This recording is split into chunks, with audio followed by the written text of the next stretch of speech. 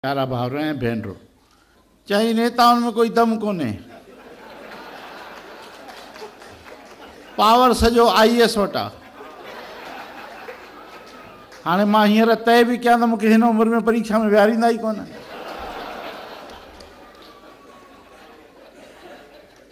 उहे त बाबा लक्ष्मण दास हिकु परीक्षा ॾींदा आहिनि ऐं ऑफिसर ठही वेंदा आहिनि। असां रोज़ था परीक्षा ॾियूं,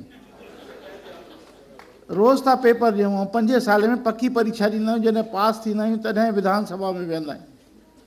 त ॾुखियो कमु त असांजो आहे दादा, ईअं न कयो हरूभर।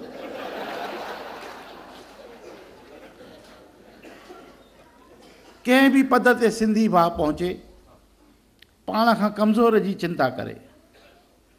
ॾुख हिन ॻाल्हि जो आहे त जॾहिं असां हैसियत में था अची वञूं त पंहिंजी क़ौम खे विसारे था छॾियूं।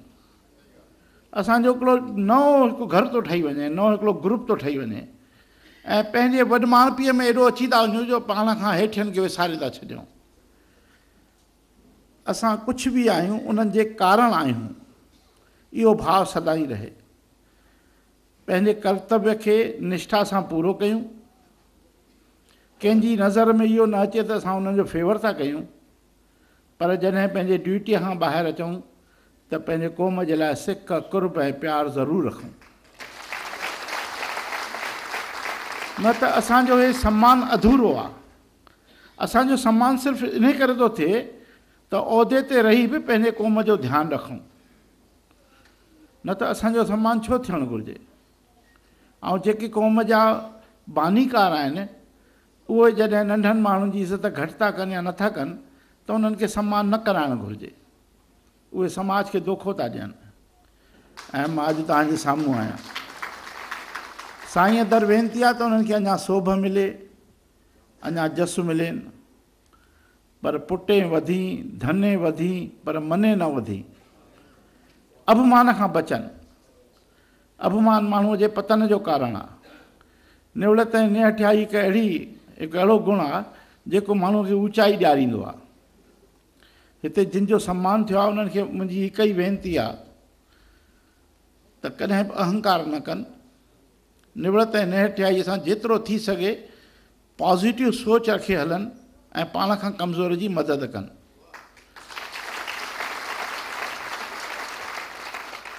सचमुच असां मर्द ॾाढा दुखी आहियूं। असांजे सहानुभूतीअ में हिकिड़ो प्रस्ताव पास थियणु घुरिजे। ॿाहिरि त सींहं वांगुरु था गरजूं ऐं घर वञी म्याऊं म्याऊं था कयूं। मुंहिंजे हिते आयल हर भाव सां हमदर्दी आहे। मूंखे मिलाए तव्हां सभिनी सां वेदन आहे, जुठ आहे। पर चोर जी घरवारी कुंड में रहंदी आहे, असां सभु कुंड में था रहूं।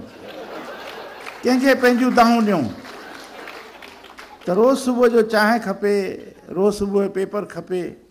रोज़ त उन्हनि में हर मूवमेंट कमु थो पए त निवड़त सां ई कमु करिणो पवंदो।